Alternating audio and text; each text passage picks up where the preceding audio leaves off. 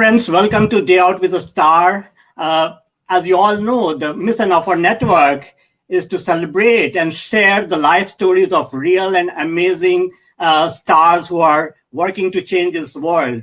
And I'm happy to share the story of Zenia Tata, our next human star today. Zenia, welcome to the show. Thank you so much, CK. It's wonderful to be here. Zenia, you're the face of XPRIZE and Vice President Global Impact Strategy. Tell me a little more about XPRIZE. Certainly. And first of all, I'm not the only face of XPRIZE. I know. We have many wonderful faces. And the most important faces for us are the teams that compete for our prizes. Right. Because at XPRIZE, you see, we are a catalyst. We're just the catalyst for some amazing change to happen. Right. So let me take one step back and say that we believe that if you want to really change the world, if you want to create a whole new technology that can inspire not just a few businesses, but can transform an industry or create a new industry. Right. You need to incentivize people to work on the right problems. Exactly. So at XPRIZE, what we do is we put up these big prizes because we believe that there are only a couple of things that really incentivize people. The first thing that incentivizes people, especially entrepreneurs and innovators, is money. Because without money, you can't really do much, right? Right. The second thing we believe inspires people and entrepreneurs is the chance to be the first in a new market. Right. And because, if you invent something, if you're the first person to walk through the door and make history, history will never forget you, right? I know. That feeling that can never go away. That's right. But the biggest inspirator of all, we find, and our teams tell us this all the time, is the opportunity to do something big for somebody else.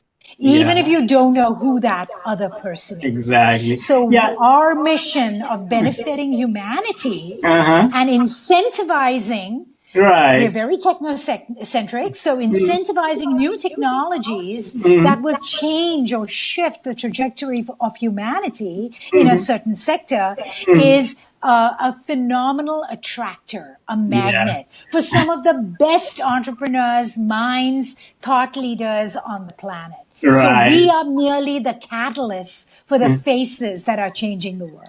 Okay, but before I go deep into your work, this is my stock question. Who's Zenia Tata? Let me know about you. I mean, that's a hard question to answer in a minute, but I'll try. I'm just somebody who has always been driven and inspired to be part of social change at any level. For me, technology is a great enabler for change. So is entrepreneurship. So is women's empowerment. It's just, again, to me, there are many roads that lead you there. I'm interested in the destination, and I've always been since I was a young person. And I am someone who believes in action. I believe action speaks a lot louder than words do. I believe that we all have a role to play in acting out our parts here and acting the part of being change makers, whether it's at home, whether it's in your business, whether it's within your family, it really doesn't even matter, whether it's in your university system, and we have to take that really seriously. And that's what I've done. I'm a doer. Okay. No, that's a good summation of you, a doer. That's great. Thank you.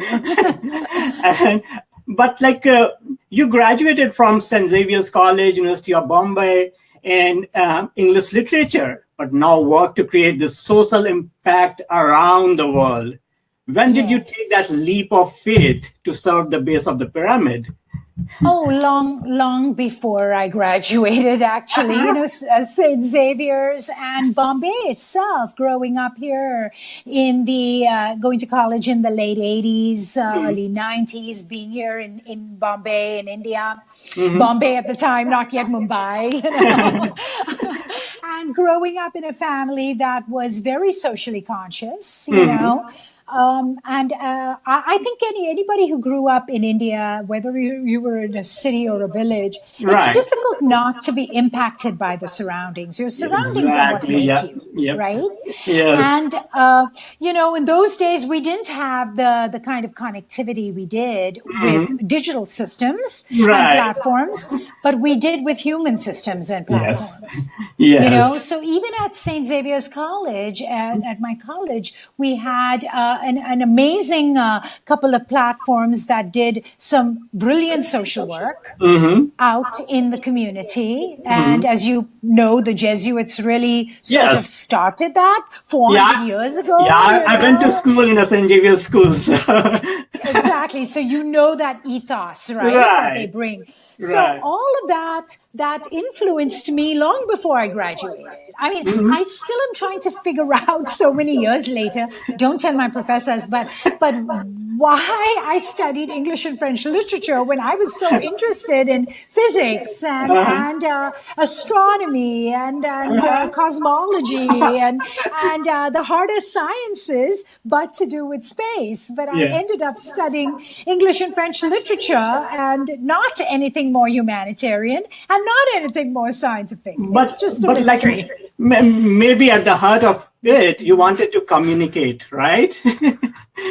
Maybe so. That's actually a nice insight. Thank Exactly. you.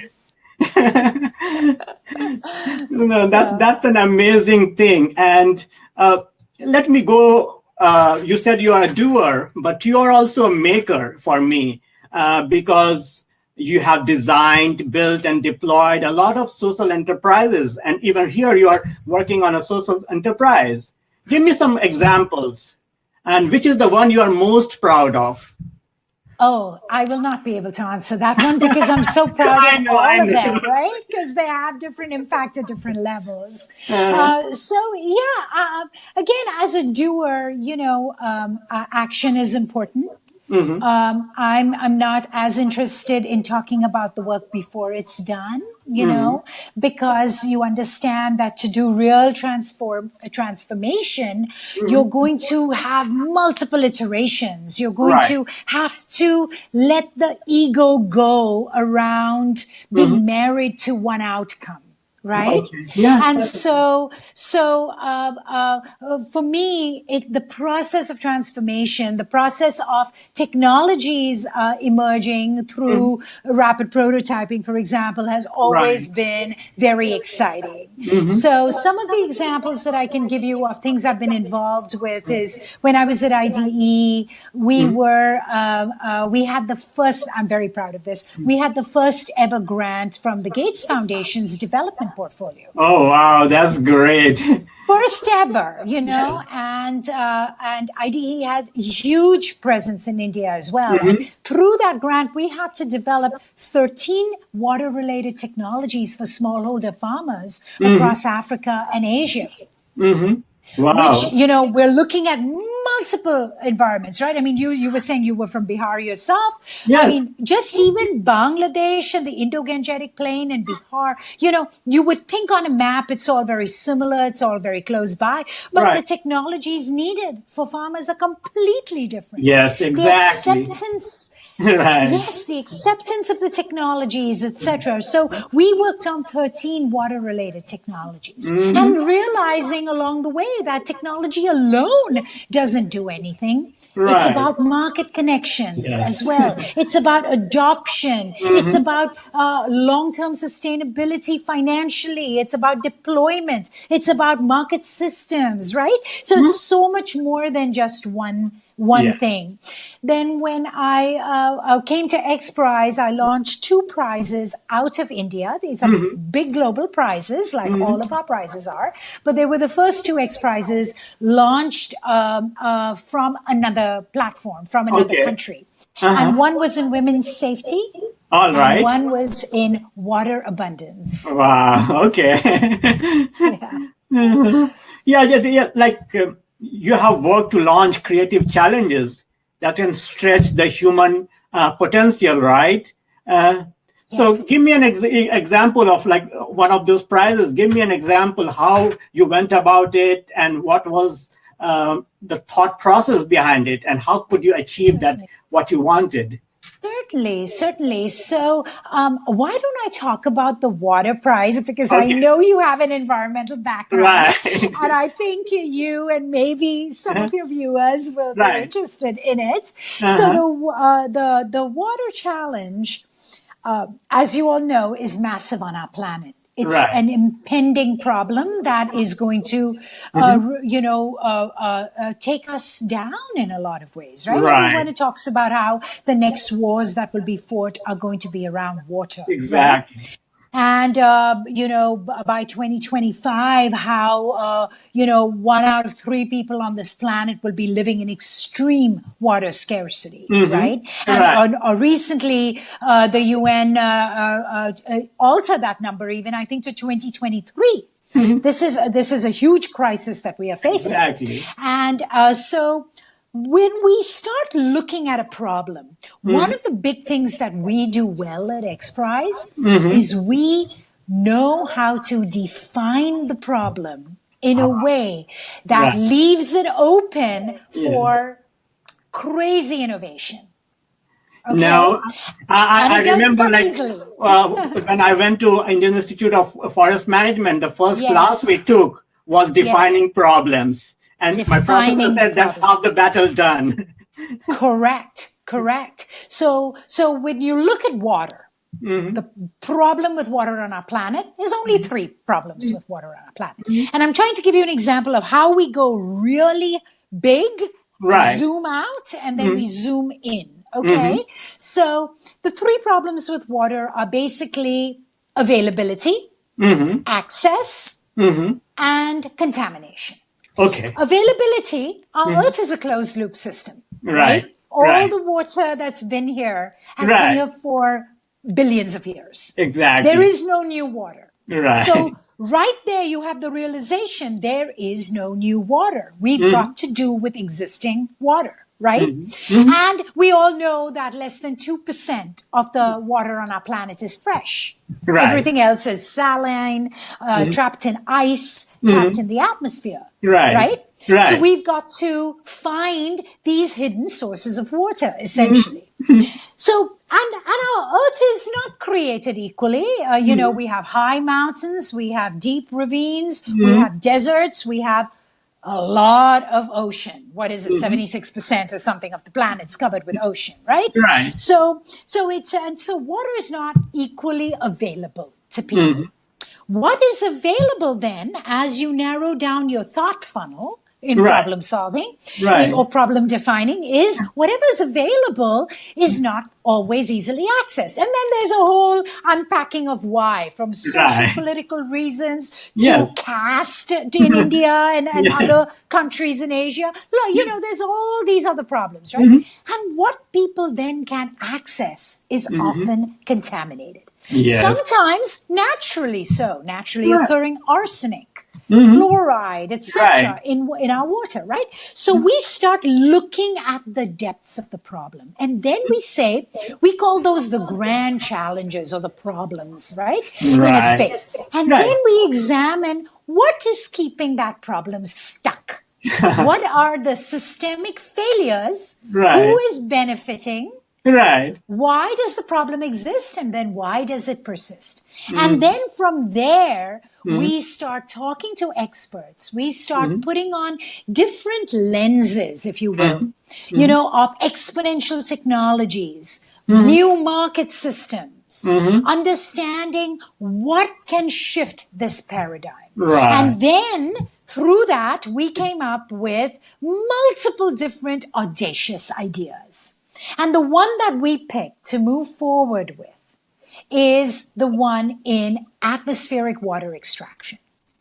A Okay. little known industry that Hmm. was very energy inefficient, Uh-huh. expensive, cumbersome. And we said, Right. what if we can remove water from the atmosphere using Right. no fossil fuel energy at a rate that the world hasn't seen before, 2,000 liters in 24 hours using absolutely no fossil fuel energy. Wow. For a price of no more than 2 cents per liter. That's amazing. That's amazing. And we talk to experts like yourself and many others to kind of figure out where the blocks are, what is the edge of the challenge? How can we push on this envelope to really come up with something different and innovative?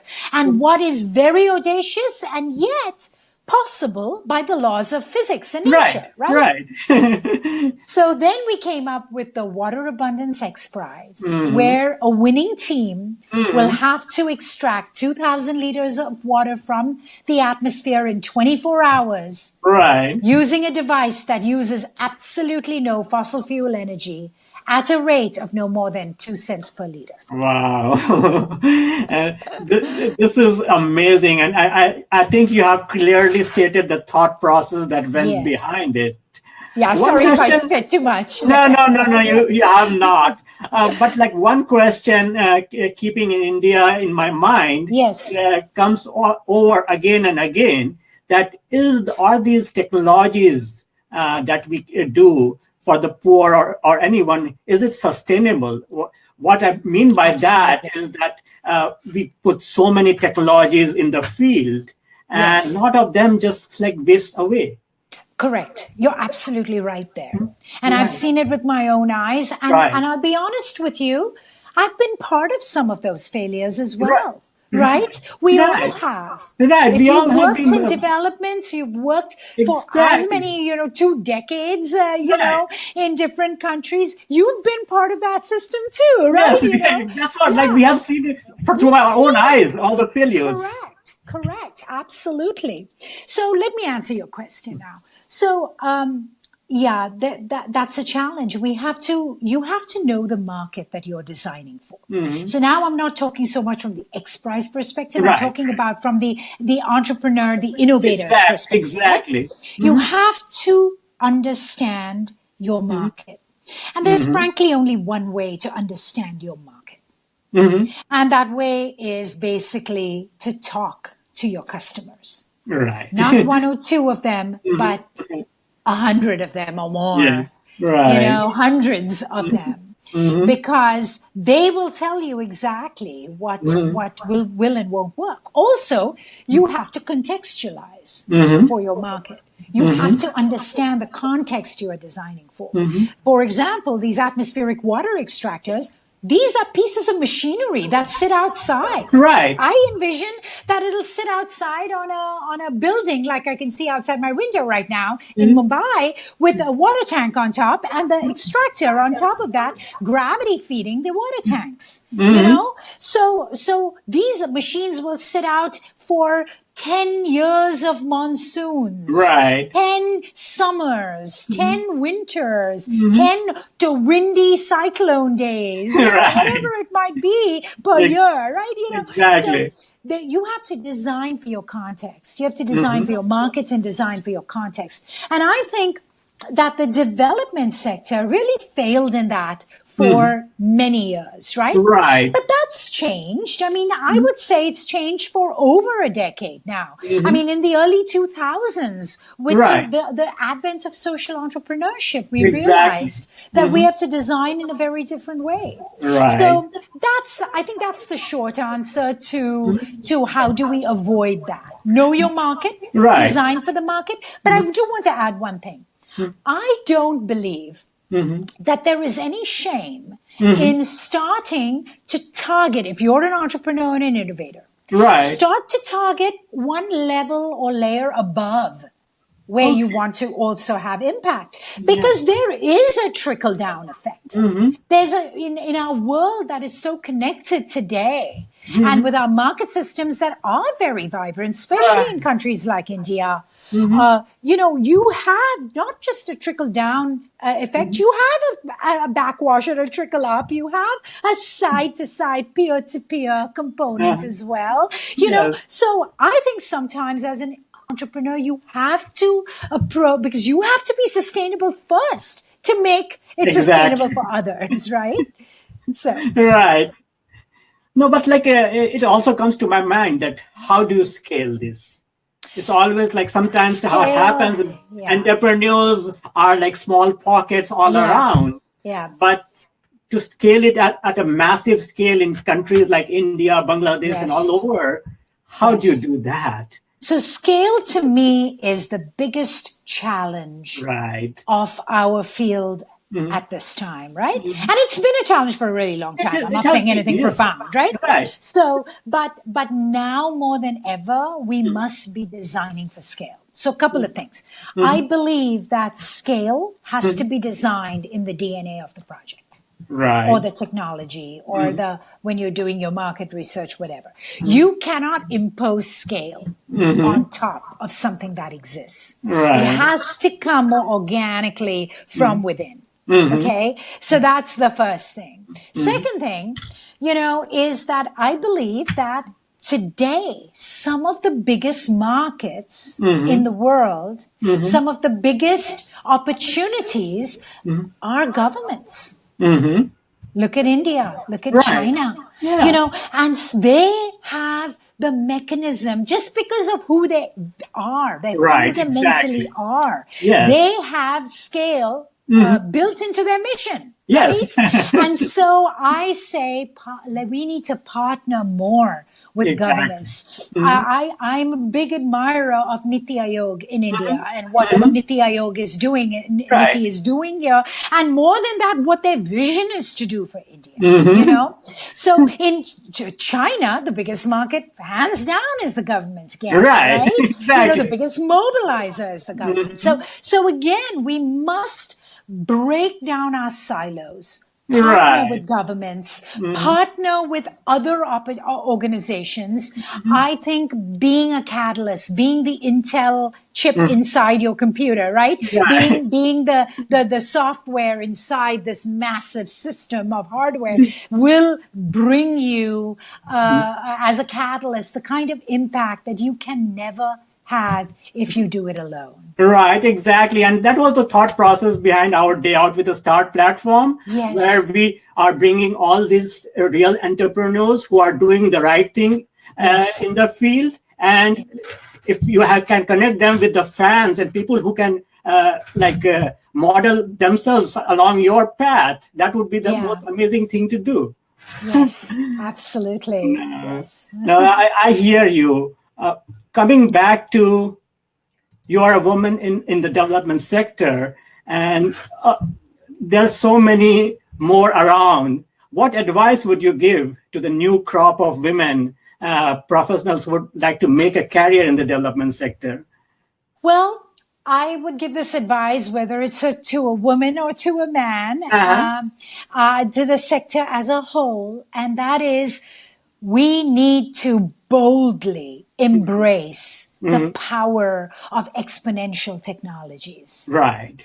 This sector is falling behind, and it is the sector that is tasked with real change at scale. We can't solve the problems of water, malnutrition, neonatal health, pick a problem, malaria, and, we cannot solve these problems today in the world we live in, highly connected world, digitized world, getting more and more connected, without tapping into the power of exponential technologies, without tapping into the power of technologies like artificial intelligence, advanced sensing, robotics. We have to, but our sector, the development sector that I come from, is very shy about these things. Yes. You know what? That's for Silicon Valley. That's the rich people talk. That's all pie in the sky. No, we have to bridge the gap between the people who need this the most and the people who have it the most. Exactly. The technologists, the star entrepreneurs, in Bangalore and Silicon Valley and Singapore and in other places. We have to connect those. Those two areas of people, right? Of humanity. Yeah. We have to say, no, this is how AI can help farmers across sub-Saharan Africa. Yes. This is how we can mobilize sensors and the sensor revolution and marry it. The convergence is what is important. Marry it with the IoT revolution, right? Exactly. The Internet of Things. The IoT revolution to say that we can predict weather patterns in sub-Saharan Africa for farmers to have more success with their growing seasons, right? Yes. We need to connect these worlds. We have been tasked as the link, the go-between. And you brought me right to the next question. How do you attract talent? See, over the years, I have been running this Indian Environment Network and have seen masters and engineers in environment getting disillusioned and going to IT and finance sector. I've seen it through my own eyes. How can we attract those talents back into the sector?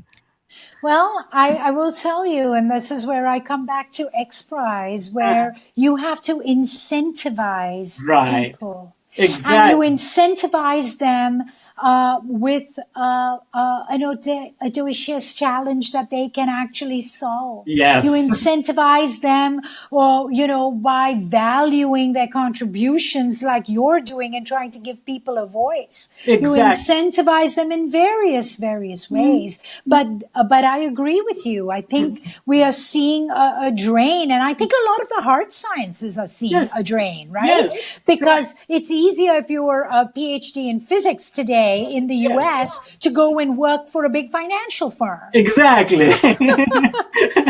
rather than contemplate and come up with a new theory of the origin of the universe, right? I'll give you an example. My own son is a machine learning engineer at Google, and every day he gets offer from the financial sector to that's it. Yes, exactly. Yeah. So true. What would incentivize him, for example, to use those skills to solve a massive problem like, let's say, the malaria pandemic. Exactly. The tracking of human migration due to war or whatever it might be, right? Or to solve the problem of education for the masses. Right. So again, it's about incentivizing the right things. I completely hear you on that. And again, this brings me right back to the constraints of the sector, because there are good advices and there are bad advices. And there are a lot of bad things that is keeping the development sector down, right? Yes. Because in spite of billions of dollars being spent by so many multilateral agencies, we still haven't. I know. We should have solved the problems by now. Right. I think the biggest constraint of any sector, especially our development sector, but of any sector or any person, is mindset. Yes. The founder of XPRIZE, Dr. Peter Diamandis, he has written a book called Abundance a while ago, a very, very famous book. But we really believe in an abundance mindset at XPRIZE. We have to tackle problems from an abundance mindset and not a scarcity mindset. Yet the development sector functions on a scarcity mindset. Small example, right? We, in the development sector, people look at problems as these massive mountains that they need to scale. And when we're solving for some of these problems at XPRIZE, we try. We don't always succeed, but we try to put a new mindset on, a mindset of abundance. We say people anywhere can solve this. There is a huge opportunity to take this out of the realm of experts into the crowd, The Right. wisdom of the crowd is infinite. The wisdom, we are not the smartest people in the room. Exactly. We look at it from an opportunity mindset, an Right. abundance of opportunity. Wow. Imagine if you could solve this problem, help 1 billion people, and perhaps even make $1 million doing it. Right, exactly, Right? exactly. And you are completely hit the nail, because like that mindset of people who are really into it and them not making money while doing it, not serving their own, Yeah. is like it totally boggles me down. Right. Absolutely. Absolutely right. Yeah, So, and here again, like I wanted to talk to you about seeding the entrepreneurial spirit. Like you have taught entrepreneurship classes at Harvard, MIT, and Stanford, been a etc. while. I like But to like, do it more than teach it. how do you seed entrepreneurial spirit as an impact strategy? That, I think you have to have some of it. I think you can't always seed it in a place that it doesn't exist. Okay. But I do feel that most people have it. It just needs to be brought out. And some people just flat out don't. They're just Right. not cut out to be entrepreneurs. Right. Yeah. Like some And people. they're brilliant professors, let's Right. just say. Right. We need people at all levels, right? So Right. if the researchers and the professors don't provide some of the research and the kernels of the thought leadership, then Right. how does an entrepreneur take that and make something different out of it, right? If Right. inventors did not exist, for example, Right. a lot of inventors aren't necessarily natural born entrepreneurs, you know? Exactly. So I think you have to, more than seeding it, you have to extract it. And again, incentivize the extraction of it. And it's not for everybody. And that's all right too. Exactly. You know. Right. Not everyone can be a leader, but followers are, you have to have followers in order to be a leader, right? Absolutely. Absolutely. And you know, there's this whole theory that I love about the first follower, like the importance of the first follower. Yes. So the importance that somebody stood up and said, I believe in Yes. this. Exactly. You know, and then once someone has that courage, a lot of other people immediately, a wave can emerge. But that first follower is not the leader, but Right. they are supremely important for that kernel of leadership to exist. Right? Yes, certainly. No, that's a great thought. But like, tell me, what is the path towards success? Because like, how can ordinary people achieve extraordinary things in life? So if I knew the path to success, I would be on Oprah and charging $1 million for this half an hour.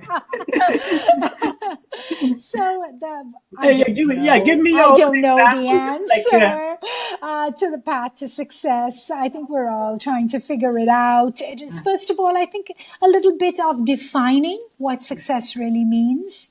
So I remember a time many, many, many years ago for me when I was at a fork in the road in professionally, and I thought I could be a catalyst or I could keep doing my small thing.